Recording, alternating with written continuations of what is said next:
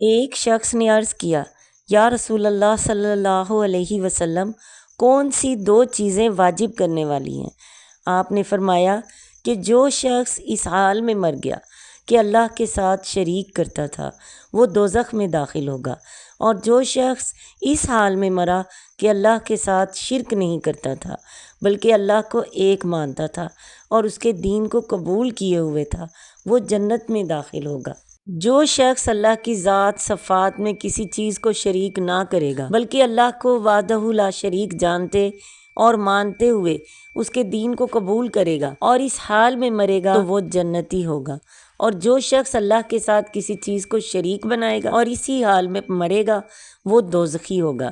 شرک نہ کرنے کا مطلب یہ ہے کہ اللہ کے بارے میں یہ عقیدہ رکھے کہ وہ اپنی ذات اور صفات میں بالکل تنہا ہے، اس کے برابر کوئی چیز نہیں، کوئی بھی نہیں، وہ تنہا عبادت کے لائق ہے۔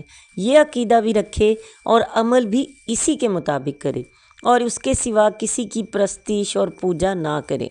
سب غیبوں کا جاننے والا اور ہر جگہ اپنے علم و قدرت سے حاضر ہونے والا اور ساری مخلوق کا خالق و مالک صرف اللہ کو سمجھے۔ اللہ کے ارادے میں کوئی داخل نہیں ہو سکتا، اس کا کوئی برابر ہے نہ ساجی ہے، نہ شریک ہے، نہ وزیر ہے، نہ مددگار ہے، نہ معاون ہے، نہ اس کی اولاد ہے، نہ بیوی ہے، نہ اس کا کوئی والد ہے، نہ والدہ ہے، نہ وہ کسی کا باپ ہے۔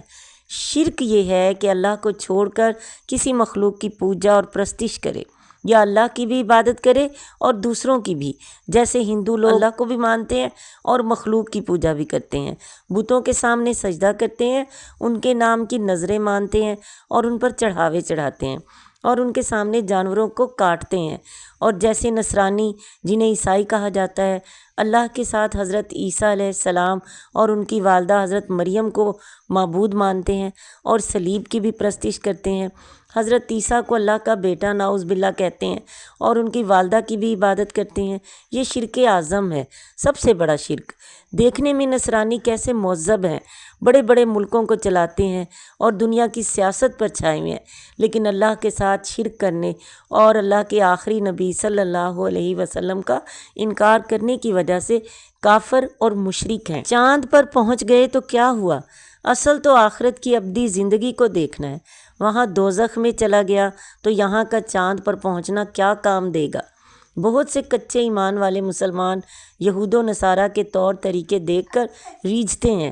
کافر و مشرک جو ہمیشہ دوزخ میں رہیں گے، ان کے حال پر رشک کرنا بڑی ہی حماقت ہے۔ اللہ نے جو ہمیں ایمان کی دولت دی ہے، اس نعمت کے ملنے پر خوش اور شرمسار رہنا چاہیے۔ جب ایمان کی حلاوت نصیب ہو جائے اور اس کی بشاشت دل میں پیوست ہو کر رچ جائے تو پوری دنیا اور اہل دنیا مومن کی نظروں میں بے حقیقت اور حقیر ہے۔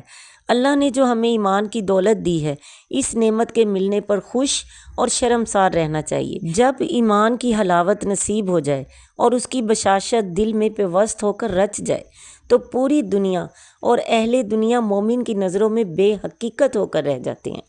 شیطان بہت بڑا دشمن ہے، وہ جانتا ہے کہ کفر و شرک کی کبھی مغفرت نہ ہوگی، اس لیے لوگوں کو کفر و شرک پر لگاتا ہے اور مسلمانوں کے دلوں میں ایمان اور ایمان کے بارے میں شک و شبہات پیدا کرتا ہے تاکہ کفر پر مر کر ہمیشہ کے لیے دوزخی ہو جائیں۔ جیسے نصرانیوں کو کفر و شرک پر ڈال رکھا ہے اور یہ سمجھا رکھا ہے کہ آخرت میں صرف تمہاری نجات ہوگی کیونکہ تم حضرت عیسیٰ علیہ السلام کو اللہ کا بیٹا مانتے ہو، نعوذ باللہ۔ بالکل اسی طرح شیطان نے بہت سے نام کے مسلمانوں کو شرکیہ کاموں پر لگا رکھا ہے۔ بہت سے لوگ قبروں کو سجدہ کرتے ہیں، قبروں والوں کے نام پر نظریں مانتے ہیں، ان کے نام پر جانور ذبح کرتے ہیں اور قبر والوں کے بارے میں عالم الغیب ہونے کا یا حاجتیں پورے کرنے کا، قدرت رکھنے کا یا عالم میں تصرف کرنے کا عقیدہ رکھتے ہیں۔ یہ سب شرکیہ عقائد اور اعمال ہیں۔ عورتیں بہت کچے عقیدے کی ہوتی ہیں، بہت سے شرکیہ کام کرتی ہیں، جیسے ٹوٹکے کرنا، ان کا یہ تو خاص مشغلہ ہے جو شرکیہ فعل ہے۔ اللہ تعالیٰ ہر مسلمان کو اپنا صحیح دین سمجھائے اور شیطان سے اور اس کے وسوسوں اور اس کے بتائے ہوئے کاموں سے محفوظ فرمائے۔